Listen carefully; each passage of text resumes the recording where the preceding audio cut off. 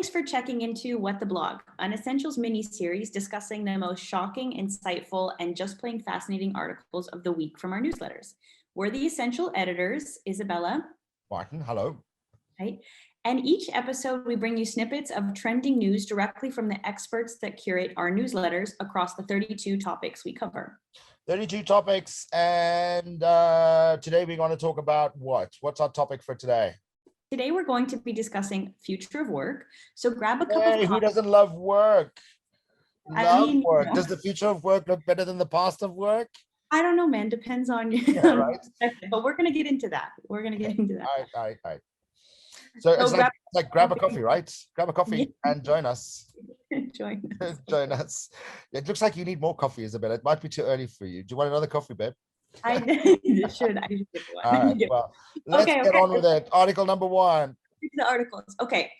The first one is called Why You're Having a Hard Time Reading Your Coworkers' Emotions Lately by Fast Company. All right. So this is cool. Know that it's an interesting article on how masks, brought on by the pandemic, make it difficult for us to identify the emotions of others. Because we can only see the eyes, I guess.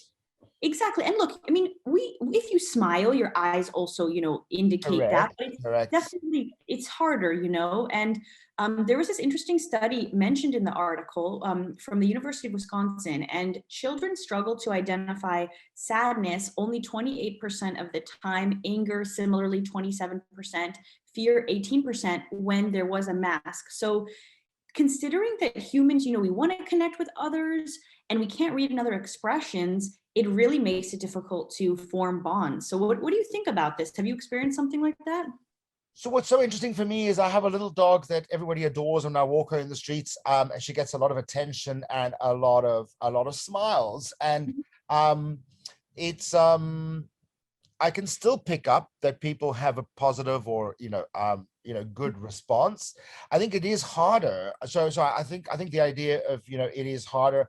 Plus, I think we've probably become a little bit inured of sharing our emotions anyway, and I think the mask has been just another layer to keep us from people, even though we actually deep down want to connect. So I'd love to read the rest of that. It sounds like a great article. I'm sure there's lots of aspects to this. I think we're also a little bit fearful, having just been through the pandemic, and we're, the 2 meter social distancing, et cetera, et cetera. I think, we haven't been in tactile contact with people for a long time. And so I think we've also toned, maybe this is just me thinking out loud. Hang on, let me put on my expert glasses. There we go. Now I'm an expert. I think it's kind of about, we've also toned down some of our body language potentially because we're just so distanced. So enough about that one. I think it's a cool article. I'd love to hear about it more, but that's why we're doing this. So you can tell us what you want us to write about. Isabella, what's the second article? Okay, the next one is about how the future of work is more than working from home. This is a pick from Biz Times. So interestingly, in the US, we saw a 6.4% annual rate of expansion in the first quarter of 2021. And in the second quarter, they're predicting double-digit growth. So that's huge.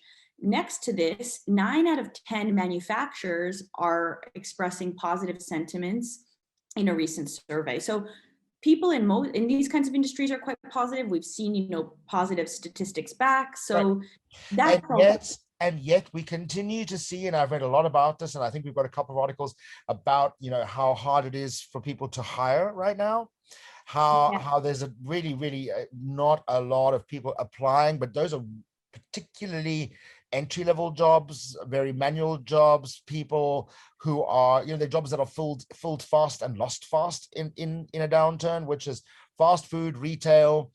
And it seems as though a lot of people are saying, unless you make those jobs better for me, I'm just not going to do them. And so there seems to be this Rubicon, which the US, particularly the US economy and the jobs sector and market has gotten to, where people ain't going to do it if it's not good enough. And I think that's an interesting one, because I've always been a big proponent of the minimum wage of $15 an hour. So don't call me Bernie Sanders, because I'm close to him. I love Bernie. Feel the burn, Bernie. Baby. On that note, let us know what you think about what the future of work holds and which of these articles hold your attention. So next time, ciao.